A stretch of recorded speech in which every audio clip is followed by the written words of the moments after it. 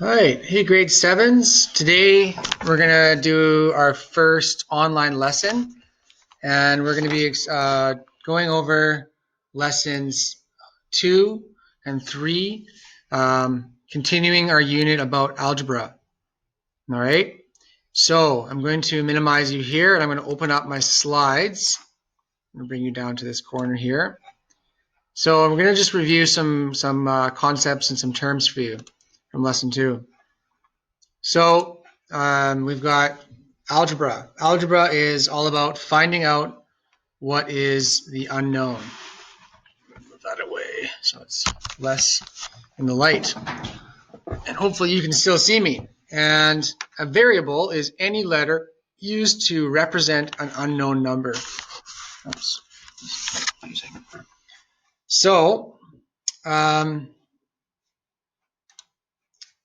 expression is an equation without an equal sign. And expressions are used to describe or explain the relationship between an input and an output in a pattern. So expressions are equal when they represent the same number. And expressions often have variables in them. So just like we remember with this chart here, we can see that in an expression there's different parts of an expression. So there's our constant terms, which is the 2. There's our variables, which is the k. Now the k is a variable, it's a letter, and it represents something specific. So remember that's the variable, and the coefficient, which is next to the variable, is the number 5 here. Okay, so I'm going to keep going here. So you can write down what an expression is. So what's an expression? Do you remember what an expression is? See if you can write it down without me telling you what it is. Okay, I'm going to go back and I'm going to show you what it is. So an expression is an equation without an equal sign.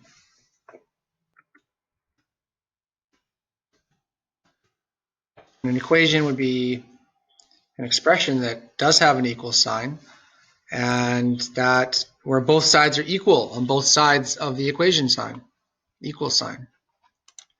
Okay, so what was I?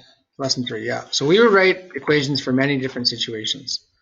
When we write one quantity equal to another quantity, we have an equation. Each quantity may be a number or an algebraic expression. Oops. An equation is a statement that two quantities are equal. Move this over here. Oops. And each side of the equation must have the same value. If each side of the equation have different values, then it's not an equation. It's showing an inequality. It's showing two things that are not the same. So it must have the same value. In an equation, the variable represents a specific unknown number. When we find the value of the unknown number, we can solve the equation. So solving algebra is about finding the unknown. It's about discovering what that is. And there's lots of different strategies that I'm going to show you and how to do that, how to solve for the unknown, and how to solve algebra equations. So we went through this, but let's just go through it together. So we often illustrate equations using balance scales. If equations must be equal on each side, then the balance scale must remain horizontal and not weighted heavier on one side. So this is a picture that we're going to use to represent an algebraic equation. And both sides are going to have the same amount of things. So we've got our variables, we've got our coefficients, and we've got our constant terms. So I'm going to write it. I'm going to show you. I'm going to draw that in for you.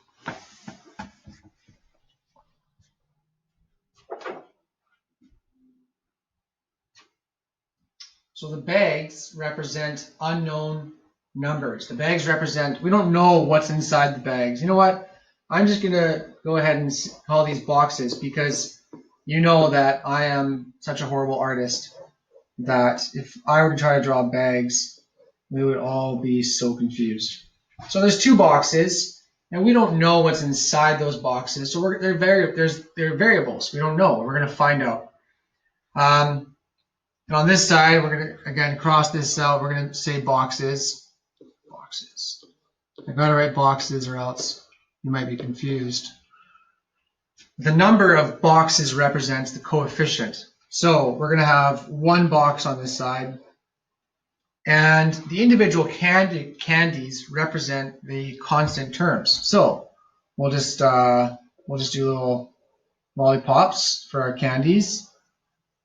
And you know what? Just to spice things up a little bit, we're going to add a little bit of color to our lollipops, just so they look more like real lollipops.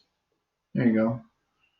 And just a little bit of green as well to really just looks yummy. Making us all hungry looking at those lollipops. So when we look at this, we can see that inside of these boxes there's candies, and on this side we can see that there's one box and there's three candies, but they both sides weigh the same. So we can write this as an equation. We can say that because there's two boxes, we can say 2n, the number of boxes, is equal to 1n, because there's one box. We're going to call these boxes n, plus 3. So how many boxes, how many candies do you think? So how many candies do you think are in each box? How many candies do you think are in each box? Okay, so I'll give you a second to think that through. Some of you might have already figured this out, but if you guessed that there's 3 candies in each box, then you're right. There's 3 candies in each box. So we can actually solve this problem using algebra.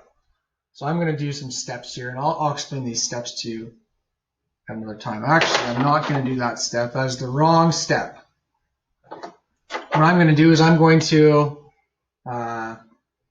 move all my n's to one side. Now I'm going to have only one n, and n is equal to 3. And so our answer for the number of candies there are in each box is 3. Okay, so I'm going to keep moving on here. Now, I'm going to erase that. I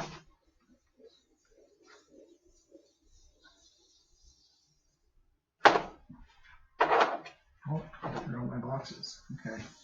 How did I do? Did I erase it all? Good.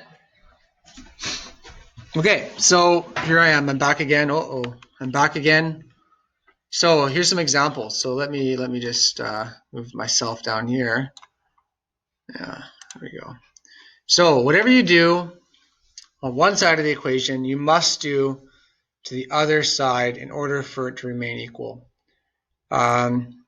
So in this first example, Zena, wow, that's a nice name. She bought 3 CDs. Each CD cost the same amount. The total cost was $36.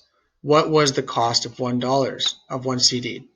Let n represent the total cost of one CD. Then the cost of 3 CDs is 3n.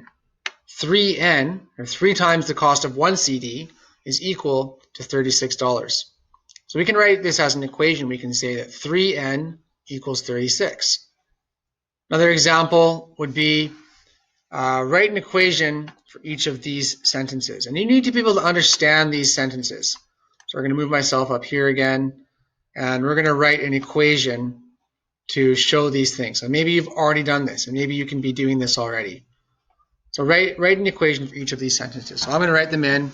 I'm going to go over to my whiteboard now, and you're going to make sure that you're following along with what's happening. So 3 more than a number is 15. So what I like to do, and you know what, I'm going to look at you here. So what I like to do when I'm figuring out algebra, because algebra is all about finding the unknowns.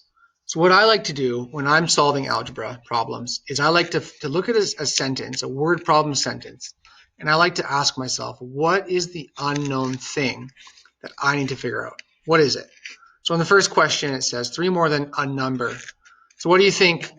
What do you think is the unknown thing in this situation, in this sentence, in this example? So again, if you thought that the unknown thing is a number, then you were right. We know 3, we know it's 3 more, and we know that it's going to be equal to 15. But the thing we don't know is a number. So we're going to write that out as 3 plus n equals 15.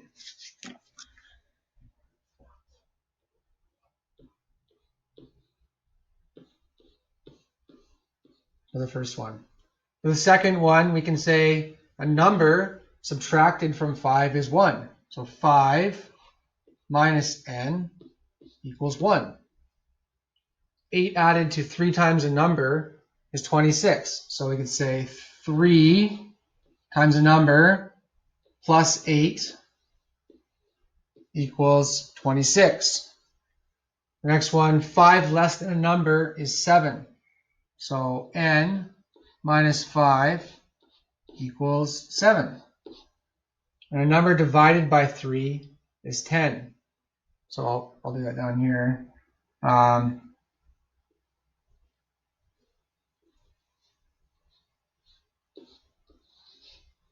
X divided by 3 is 10. So did you see how that works? So this is a really important thing that you need to be able to do. You need to be able to look at these number sentences, or these these word sentences here actually, and you need to be able to convert them into symbolic, into symbols, into numbers, which is what we just did there. Okay. All right, let's keep going along here. Okay, we're going to skip that one for now. Okay, so that wraps up the lesson, and I'm going to erase these things here. That wraps up the lesson on algebra for lesson 3, and that wraps up how we convert words and number problems and word problems into number sentences. That wraps that up. And so now on Classroom, you can go on there and make sure that you complete the form, complete the the form that's on top of this video here. Make sure that you've done that, and that just gives me an indication that you're here, that you're focusing, and that you're engaged in what's going on. Okay, and don't forget, you can always ask questions on Google Hangouts, and we can clear up any questions you have about what we just talked about. Okay.